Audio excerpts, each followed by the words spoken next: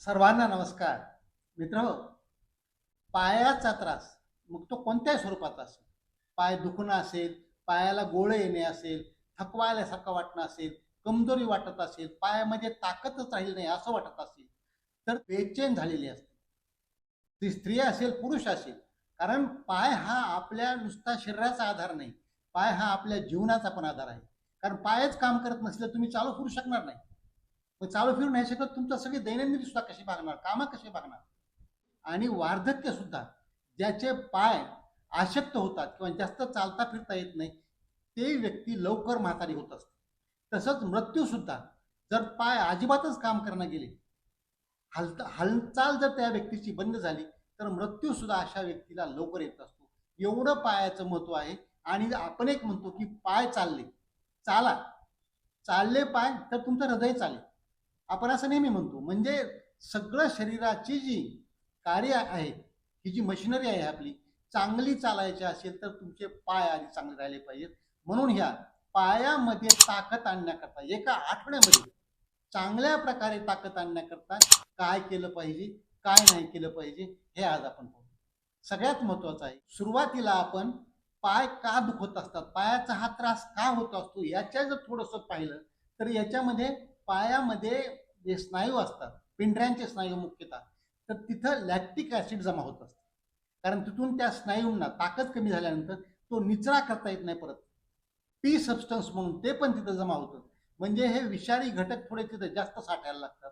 आणि रक्तवाहिन्या ज्या असतात त्या काय होतं की धमनी काठिण्य, म्हणजे रक्तवाहिन्या थोड्या आकुंचन पावायला लहान होतात आतून पोकळ्या, आणि त्यामुळे रक्तपुरवठा तिथला कमी होतो. म्हणजे चांगले घटक तिथं कमी जायला लागतात आणि वाईट किंवा टॉक्सिक घटक जे असतात ते तिथून बाहेर चांगल्या प्रकारे पडत नाही. मग याच्यामुळे काय होतं की त्या व्यक्तीला अगोदर सुरुवातीला जोपर्यंत रक्तपुरवठा थोडासा बरा असतो, आराम केल्यानंतर त्या भागाचा, तर थोडं चालायला सुरुवात केलं की त्या स्नायूंचा रक्तपुरवठा वाढतो, मागणी वाढते आणि ती पुरवली जात नाही नंतर. म्हणून काय होतं, मग त्रास होतो. बऱ्याच वेळा चालताना त्या व्यक्तीला बसावं लागतं, एवढा त्रास होतो, किंवा जास्त ते चालतच नाही, त्याच्यामुळे दुखायला लागतं. तर हे जे कारण असतं, याच्यासाठी हे कारण दुरुस्त करण्याकरता आपल्याला काय केलं पाहिजे की सुरुवातीला आपण पाहूया की एक 20 अन्न पदार्थ कोणते आहेत, हे जर घेतले तर हे पाय मध्ये ताकद यायला चांगल्या प्रकारे मदत होते. याच्यात पहिलं आहे भोपळ्याच्या बिया. दररोज एक 2 चमचे खायचे. या भोपळ्याच्या बियामध्ये कसं असतं, कॅल्शियम असतं, मॅग्नेशियम असतं, पोटॅशियम असतं. म्हणजे काय होईल, हे शरीराला तुमच्या चांगल्या प्रकारे ते मिळेल. याच्यामध्ये फायबर पण असतात, चोथा पण होतो. म्हणजे हे ना पोट पण साफ व्हायला मदत होईल आणि याचे जे घटक सगळे मिळतात त्यानं स्नायूंना पण चांगल्या प्रकारे स्ट्रॉंग व्हायला मदत होईल. तसंच जांभूळ, जांभूळ काय 12 महिने मिळत नाही. मग जांभळाच्या बिया किंवा जी पावडर करून ठेवली असते, अशा प्रकारची पावडर, याच्यामध्ये पण असे घटक असतात की जे स्नायूंना चांगली ताकद देण्याचं कार्य करतात. म्हणून ते सुद्धा घेतलं पाहिजे. तसंच पालक, पालक म्हणजे काय आपण म्हणतो, हिरव्या ज्या डार्क रंगाच्या, गडद रंगाच्या ज्या पालेभाज्या असतात त्याच्यामध्ये हिम म्हणजे आयर्न तो प्रमाण असतं आणि त्याच्यामुळं रक्त वाढायला मदत होत असते, हिमोग्लोबिन वाढतं त्याच्यामुळे. म्हणून अशा प्रकारच्या घेतल्या पाहिजेत पालेभाज्या. त्यात अँटीऑक्सिडंट पण खूप असतात, व्हिटॅमिन सी असतात, जीवनसत्व पण असतात, आणि त्याचं कार्य होतं की ते स्नायूंना चांगल्या प्रकारे मजबूत करायला मदत करतं. तसंच केळी, केळीमध्ये पोटॅशियम एकदम चांगलं असतं आणि हे पोटॅशियम हृदयाच्या धडकणसाठी खूप चांगलं असतं. पोटाच्या आतड्याच्या हालचालीसाठी सुद्धा पोटॅशियम चांगलं असतं. म्हणून दररोज एक तरी केळी, एक मोठ्या आकाराची एक केळी दररोज, कधीही सकाळच्या जेवणात घ्या, दुपारी घ्या, कधीतरी पण एकदा ती घेतली पाहिजे. हे आवश्यक आहे. म्हणजे तुमचे पाय दुखणार नाहीत किंवा पाय अशक्त होणार नाही. तसंच मसूर डाळ किंवा कुठल्याही डाळी, ज्या द्विदल घटक असतात त्याच्यामध्ये प्रोटीन चांगल्या प्रकारे असतात. म्हणून हे मसूर डाळ, जे आपण डाळी इतर करतो त्याच्यामध्ये वेगवेगळ्या प्रकारे, कधी तुरीची डाळ, कधी हरभऱ्याची, कधी उडदाची, कधी मुगाची, कधी कधी मसुराची, अशा प्रकारे बदलून बदलून डाळी वापरल्या, त्यानं प्रोटीन पण चांगल्या प्रकारे मिळतं. तसंच कंप्लीट प्रोटीन ज्याला म्हणतो आपण, अंडी आणि दूध. तर ह्या अंड्यामध्ये काय केलं पाहिजे, तुमचं वजन जर जास्त असेल तर उकळलेल्या अंड्याचं फक्त बाहेरचा पांढरा भाग खाल्ला पाहिजे, त्याच्यातच प्रोटीन असतं, मधल्या पिवळ्या भागामध्ये नसतं. ज्यांचं वजन कमी आहे त्यांनी मधल्या पिवळ्या सहित खाल्लं तर चालतं, परंतु अंडी पण नियमित घेतली पाहिजेत, म्हणजे कंप्लीट प्रोटीन बॉडीला मिळतं आणि प्रोटीन जिथे मिळतात तिथं स्नायू चांगल्या प्रकारे मजबूत राहतात. तसंच ओमेगा 3 फॅटी ॲसिड हे स्नायूंच्या स्ट्रॉंगनेस करता चांगल्या प्रकारे आवश्यक असतं आणि हे जास्त प्रमाणात मिळतं मासे, जे माशांचे वेगवेगळे प्रकार असतात त्याच्यामध्ये याचं प्रमाण जास्त असतं आणि हे जास्त घेतलं पाहिजे. निदान आठवड्यातून 2 वेळेला किंवा 3 वेळेला मासे खाण्याची पद्धत पाहिजे. ही जर घेतली तर तुमचे स्नायू अजिबात कमजोर होणार नाही आणि पाय पण दुखणार नाही. तसंच मशरूम आता सध्या चांगल्या प्रकारे लोकांचा रिस्पॉन्स पण येत आहे आणि ते चवीला पण चांगलं असतं. म्हणून मशरूम आठवड्यामधून 1-2 वेळेला किंवा 3 वेळेला तुमच्या भाजीच्या स्वरूपामध्ये घ्या, जसं तुम्हाला जमतं खायला तशा प्रकारे ते खा, परंतु ते पोटात गेलं पाहिजे की ज्याचा फायदा, त्याच्यामध्ये पण प्रोटीन असतं आणि त्याच्यामध्ये प्रीबायोटिक प्रोबायोटिक पण असतात, तर याचा पण चांगला फायदा होईल. तसंच हाडांचं सूप ज्याला म्हणतात किंवा बोन फ्रॉथ किंवा आपण साध्या ह्याच्यामध्ये म्हणू की चिकन मटन वगैरे त्याचं जे सूप असतं, या सूपमध्ये पण चांगल्या प्रकारे प्रोटीन जातात, हे पण चांगलं असतं तुमचे स्नायू मजबूत राहण्याकरता आणि पायाचा त्रास कमी होण्याकरता. तसंच कारले कारले हे कडसर असतात. कारल्याची भाजी करा किंवा कारल्याचा रस करा, कच्चे कारले जास्त खाऊ वाटणार नाही, परंतु भाजी करून ते जर वापरलं तर त्याच्यामध्ये जे गुणधर्म असतात ते पण तुमचे पिंढऱ्यांचे स्नायू किंवा पायाचे स्नायू चांगल्या प्रकारे मजबूत व्हायला मदत करतात. तसंच चवळी आणि मटकी, आता हे आपण मगाशीचे म्हणलं डाळी, त्याच्यामध्येच किंवा जे सोयाबीन असतं, टोफू असतो, हे सगळे कसे आहेत, हे प्रोटीनचे स्रोत आहेत. ज्या घटकामध्ये प्रोटीन चांगलं असतं, प्रथिने चांगले असतात आणि हे घटक जनरली द्विदल घटक आहेत.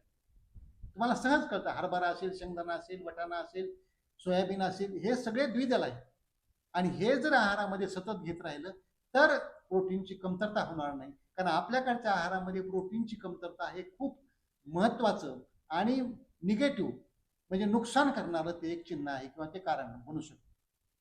तसंच पनीर तुम्ही कच्चं खा किंवा भाजी करून खा, पण पनीरमध्ये पण प्रोटीन चांगल्या प्रकारे असतं.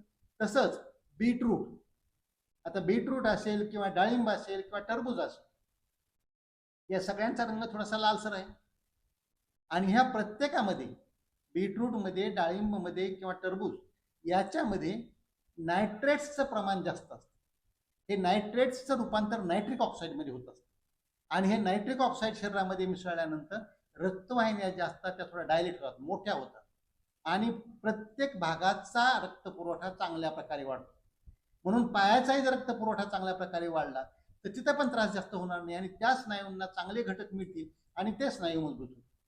याच्यामध्ये हे नायट्रिक ऑक्साईड जे आहे किंवा हे जे घटक आपण सांगितले की डाळिंब, बीटरूट आणि टरबूज, याच्यामध्ये हे घटक तुमची लैंगिक क्षमता वाढवण्याकरता आणि त्या प्रायव्हेट पार्टच्या भागांना पण रक्तपुरवठा जास्त जाण्याकरता पण हे मदत करत असतात. म्हणून यांचा समावेश आहारामध्ये नियमित केला पाहिजे. तसंच ड्राय फ्रुट्स किंवा नट्स, हे कसं आहे, वेगवेगळ्या पदार्थ एकच कुठलाही खाऊ नका, 2 हे 2 ते 1-2 असे खा आणि जर शुगर असेल तर गोड कुठलेच खाऊ नका. याच्यामध्ये प्रोटीन चांगल्या प्रकारे असतात आणि त्याचा पण फायदा होतो. तसंच आंबवलेले पदार्थ, जसं आपण ताक म्हणतो, दही म्हणतो किंवा योगर्ट असतं किंवा इडली असतं, डोसा असतं, असे जे पदार्थ असतात किंवा आप्पे असतात केलेले, हे पदार्थ याच्यामध्ये प्री प्रोबायोटिक जे असतात त्यानं आतड्यांचं आरोग्य चांगलं राहतं. तुम्ही जे खाता ते चांगल्या प्रकारे पचतं आणि हे चांगल्या प्रकारे पचल्यानंतर गॅसेस वगैरे पोटात होणार नाही आणि पोट साफ व्हायला चांगल्या प्रकारे मदत होते. ज्याचं पोट साफ होतं त्याचं आरोग्य चांगल्या प्रकारे राहायला मदत होते. म्हणून हे आंबवलेले पदार्थ सुद्धा घेतले पाहिजेत. तसंच गडद रंगाच्या हिरव्या पालेभाज्या, ज्या आपण मगाशी म्हणलं पालक, तसं मेथी असेल किंवा आणखी कुठल्या ज्या मिळतात, अशा प्रकारच्या पालेभाज्या कच्च्या स्वरूपाच्या असतील किंवा भाज्या करून त्या घेतल्या पाहिजेत. तसंच रंगीबेरंगी फळं आणि फळभाज्या, वेगवेगळ्या रंगाची, वेगवेगळ्या चवीची, वेगवेगळ्या आकाराची, अशी असणारी जी असतात फळं आणि फळभाज्या, थोडं जास्त गोड असले नको. हे जर घेतलं तर याच्यामधून सगळे घटक जे शरीराला आवश्यक असतात ते मिळतात आणि तुमच्या रक्तवाहिन्या चांगल्या प्रकारे कार्य करून तिथं रक्तपुरवठा चांगला होऊन स्नायूंना पण मजबूत यायचं काम होतं आणि तुमचे पाय मजबूत राहायला चांगल्या प्रकारे मदत होते. म्हणजे हे विविधता घेतली पाहिजे. आणि याच्यामधून काय होईल की जे त्या स्नायूंना आवश्यक असतं व्हिटॅमिन B12, हे B12 पण ह्या वरच्या सगळ्या आहारामधून मिळेल. आणि व्हिटॅमिन B12 जर मिळालं तर नसा चांगल्या राहतात आणि नसामधून जे आग होत असते पायाला, मुंग्या येत असतात पायाला किंवा जळजळ होते पायाला, तळपायाला खालून, हे पण त्याच्यामुळे होणार नाही. तसंच थोडं उन्हात कवळ्या बसणं किंवा व्हिटॅमिन D युक्त आहार घेणं किंवा व्हिटॅमिन Dचे सप्लिमेंट्स घेणं हे पण अत्यंत आवश्यक आहे. तसंच जर त्या व्यक्तीला शुगरची बिमारी असेल तर साखर नियंत्रणात ठेवणं अतिशय आवश्यक आहे. एवढा सगळा जरी आहार घेतला पण साखर नियंत्रणात नसेल तर त्याचा जास्त फायदा होणार नाही. तसंच थायरॉइडचा त्रास तुम्हाला हायपोथायरॉइड असेल किंवा हायपरथायरॉइड असेल, म्हणजे काय, थायरॉइडचे जे हार्मोन्स आहेत ते खूप कमी असतील तुमच्या अंगामध्ये, शरीरामध्ये, रक्तात किंवा जास्त असतील तर त्याला नियंत्रण केलं पाहिजे. कमी असतील तर ते गोळ्यांच्या स्वरूपात देऊन वाढवले पाहिजेत, जास्त असतील तर तेही गोळ्या देऊन कमी केली पाहिजे. त्याची लेवल नॉर्मलला ठेवली तरच आपल्या ह्या सगळ्या आहाराचा सुद्धा फायदा होत असतो, अन्यथा होणार नाही. म्हणून याही बिमाऱ्यांकडे लक्ष दिले पाहिजे. तसंच आता याला जोडून काही लाईफस्टाईल चेंजेस पण अत्यंत आवश्यक असतात. कसं केलं पाहिजे की तुमचा दिवस जो आहे त्या दिवसाची दैनंदिनी जी ठरवायची आहे, ही दैनंदिनी उठल्यापासून झोपेपर्यंतची तुमची आरोग्यदायक सगळ्या तुमच्या सवयी पाहिजे. तुम्हाला व्यसन नसले पाहिजे. तंबाखू अजिबात कुठलंही स्वरूप त्याचं घेऊ नका. अल्कोहोल, मद्यपान अति प्रमाणामध्ये करू नका, कारण त्यानं काय होतं, पुन्हा धमनी काठिण्य होणार, रक्तवाहिन्या पुन्हा आकुंचन पावणार, पुन्हा तिचं रक्त कमी जाणार. म्हणून अति मद्यपान नाही केलं पाहिजे आणि तंबाखूचं कुठलंही स्वरूप, काडी सुद्धा तंबाखूचं चालत नाही, ते पण बंद केलं पाहिजे. आणि आपल्या लाईफस्टाईलमध्ये वेळेवर उठणं असेल, वेळेवर झोपणं असेल, जेवणाच्या वेळा ठरलेल्या असतील, त्यावेळेला चौरस आहार किंवा ज्याला आपण संतुलित आहार म्हणतो अशा प्रकारचा आहार घेणं असेल की ज्याच्यामध्ये हे कच्चं सलाड्स असेल, ज्याच्यामध्ये प्रोटीन्स असतील, ज्याच्यामध्ये व्हिटॅमिन्स, मिनरल्स, सगळे क्षार सगळे मिळतील, हे संतुलित प्रमाण जर त्याच्यात असेल तर त्याचा पण फायदा शरीराला होतो. आणि हे जेवण जेव्हा संतुलित आपण घेतो आहार, त्याला जोडून जर पुरेसं पाणी नाही घेतलं तर ह्या सगळ्याचाच कुणाचाच फायदा होणार. म्हणजे पुरेसं पाणी म्हणजे एका व्यक्तीला, आपल्या जे इंडियन ॲव्हरेज पुरुष किंवा स्त्री म्हणतो आपण, तर हे 3.5-4 लिटर तरी 24 तासासाठी पाणी लागत असतं. याच्यापेक्षा थोडी पूर्णच लागेल पण कमी नाही लागणार. असं हे थोडं थोडं थोडं पाणी दिवसभर पित राहिलं पाहिजे. तसंच काही व्यायाम, नियमित व्यायाम, कुठला तरी थोडासा हलकासा व्यायाम का होईना तुमच्या प्रकृतीप्रमाणे, वयाप्रमाणे तो नियमितपणाने केला पाहिजे. त्याच्यामध्ये पायासाठीचे जे खास व्यायाम असतात त्याला जे स्ट्रेचिंग म्हणतो आपण पायासाठी, म्हणजे काय, जिना चढणं वरी किंवा उतरणं असेल, पायऱ्या उतरणं, लिफ्टचा वापर नाही करायचा, जिन्यानं जायचं, जिन्यानं यायचं. अशा प्रकारे दिवसातून जेवढा जास्त वेळात तुम्हाला जमेल तेवढा जास्त वेळ केलं पाहिजे. तसं स्क्वॅट्स म्हणजे जसं आपण उठभाषा म्हणतो, उठणं, थोडंसं बसणं किंवा अर्धवट बसा, पूर्ण नाही बसायची गरज, आणि उठायचं. असे एक 10 वेळेला, 20 वेळेला, सकाळी कधी, संध्याकाळी कधी, असं केलं पाहिजे. तसंच काफ रेजिंग ज्याला म्हणतात, किंवा टाचेवरून पंजावर उभं राहायचं असं वर, आणि पुन्हा खाली हळूहळू ती टाच घ्यायची, पुन्हा पंजावर उभं राहायचं, पुन्हा टाच खाली घ्यायची, पुन्हा, अशा प्रकारे त्याला काय म्हणतो आपण, काफ रेजेस किंवा हिल रेजिंग एक्सरसाइजेस म्हणतात.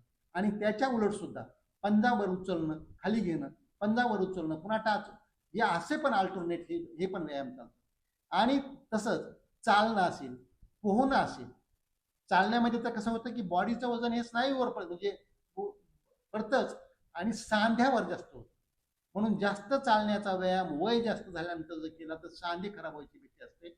म्हणून काय केलं पाहिजे, पोहण्यासारखा व्यायाम, ज्याला वेटलेस एक्सरसाइज म्हणतात, तिथं वजन, पाण्यामध्ये वजन होत नाही, सांधे खराब होत नाहीत, पोहताना कधीही सांधे खराब होत नाही, आणि स्नायू मात्र मजबूत बनायला होतात, लवचिकता तुमच्या शरीराची वाढते. सगळ्यात महत्वाचं पाठीचा जो कणा असतो त्याची पण चांगल्या प्रकारे मजबूत, त्या ज्या स्नायू असतात ते होतात.